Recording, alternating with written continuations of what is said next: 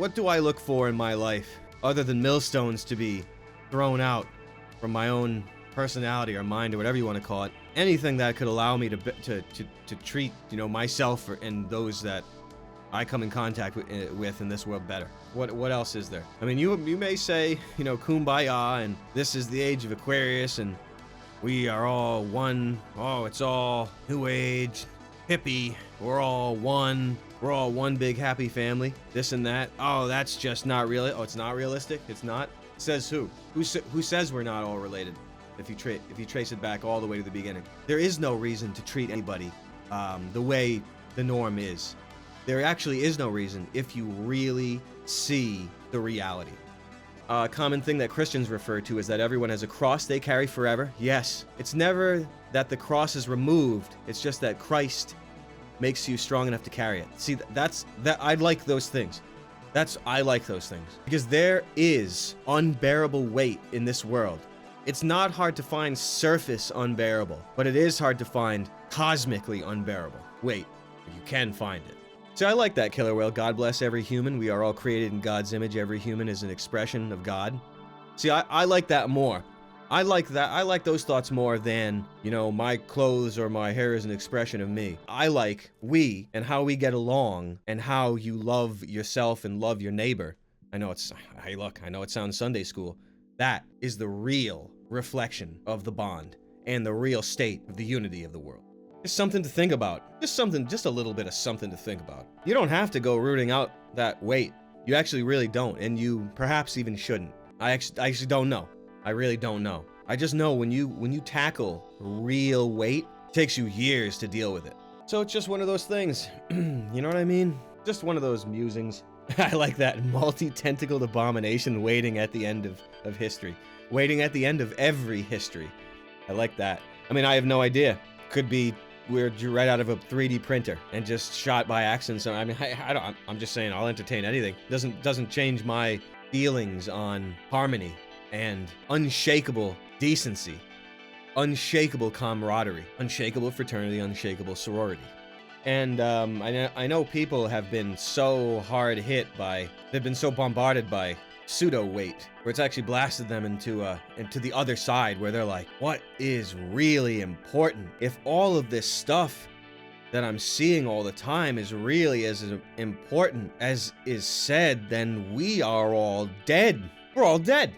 1 million deaths, 1,000 deaths in a lifetime, 1,000 deaths in your lifetime transmitted by your inner projector and manifest into a brain pattern of association, into continuation in a deeper weaving of the fabric of dread. So there's something to consider. Like, people don't understand that everything is alterable. There is nothing in this world that cannot be altered with intention, in which you have authority and faith in. You don't have hope. You don't have authority with hope. You have authority with faith. Faith is the authority, because faith is willing it to happen. Hope is hoping it to happen. The verbs are not the same. They are not the same thing. One is the box, one is the jar, one is the prison. The other one is the Stargate. It's the wings, it's the ticket, it's the keyhole. It's the way to make yourself small, to go through that keyhole, because the pride makes you big. And that's the big thing about pride that not many understand. Why is it bad? Because it makes you big. If you have money, so much money you don't even know what to do with, and you don't give it, you are made big. You will never fit. You will never even see it.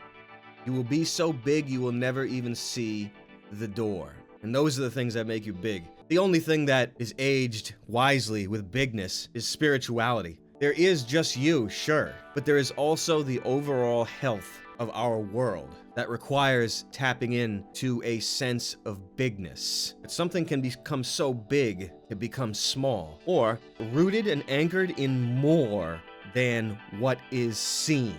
The things that are truly good and truly bad in this world, the hot and the cold, which are to be wished more devoutly than the warm, the extremes alter things that are unseen. The poles alter more than is seen. The warm alters nothing. So you have to you don't have to understand. It's just a way of interpreting deep manifestation.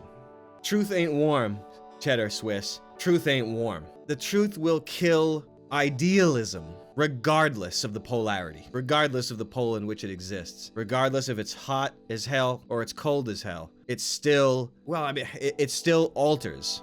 It alters more.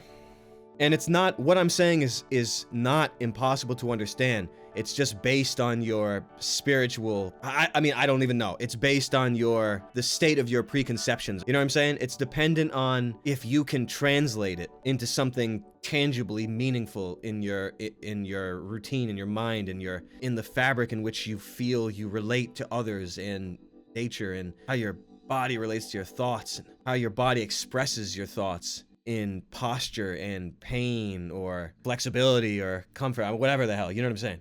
Both hot and cold. But the hot and cold alters. The warm does not. Yeah, I mean, early Christian writing outside of the Bible, Christ says we must achieve perfection before leaving the body, or something to that effect. I mean, it doesn't surprise me that was said, because it's sort of something that I've been trying to articulate or reaching at for a number of years now.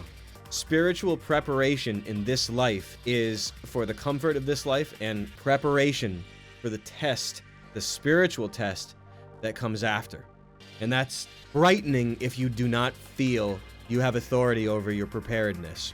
It is the only thing to be feared in this life. The one thing to be feared, or the one thing to most be guarded against or prepared for. You know what I'm saying? Yeah, I don't want to, it depends on how you want to phrase it, is the afterlife.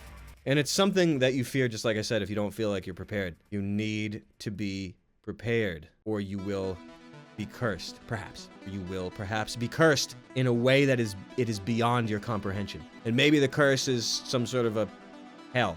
Maybe the curse is having to do this again. It's straight up hard for me to believe that there is a straight up eternal punishment that isn't redeemed by burning of karma or by atonement, or something like that. For me, I have a hard time believing that a God would create such a prison. But then again, how do you rationalize the thoughts of a God? Would I be so bold? No, I would not. I can only come at it with what I am and what I know. How do you judge a God? How do you kill a God? To rationalize a God and to reduce it to your own logic would be to kill the God. To be able to put together a God in your own image, in your own mind, is to kill a God. To anthropomorphize something is to reduce it to a baser reality, which is your own, which is to take something that is of infinite depth and infinite dimension to the third dimension. In Mormon church, you can be forgiven once you are in hell. Someone just has to be baptized in your place in the living. It's called baptisms for the dead. Interesting concept. Yeah, I haven't spoken about it. I've spoken to people about that in the past. It was very interesting. I just, you know what I'm saying? It's just, I mean, would you, if one of your children killed the other one, another child, would you kill your child? Would you, like cast your child into the lake of fire? Would you? Then again, we're only men, we're only women. Oh, it doesn't, yeah, I mean, that makes a lot of sense, Somo. This place as initially being made perfect. Yeah, this place was perfect at one point. It's made perfect by the unity of its inhabitants. And the Son of Man and Satan have tainted the entire system. When Jesus was tempted by Satan, he was offered the entire world if he worshipped him. How could Satan offer this to him if he did not really already own it? Yeah, no, we've enjoyed that concept for a little bit. It's quite a scary concept. Yeah, but that's a high military concept. And I don't want to get militaristic. If you look at it at its core, it is a military operation. So I don't really want to worry about that too much. War is military. You know what I'm saying? Spiritual war is spiritual military. As above, so below. The state of this world and the war and suffering in this world lays siege on heaven. The suffering of this world is in itself a spiritual weapon to get at heaven. It's not even about you. It's not even about this world. It's a military campaign! This world perhaps only casts its negative reflection and is its own military weapon in heaven. You understand what that means? That which is done in this world is reflected in those without and within. You know what that means? It means it is a military campaign. That's just something about this planet, and it's sort of an element of a great deception, where if people saw it, they would say, "What? The only reason this is happening is to cause grief in another dimension? What? What? It's like I'm being used on a battlefield? What? What else do you think it means? What do you think? It's just an abstraction of a system? Dude, really? Really? Well, it's just metaphorical. I mean, the way things sort of happen on the global stage. Oh, really? Metaphorical? You mean it's not literal? You mean it's not literal? Oh, really? Is that right?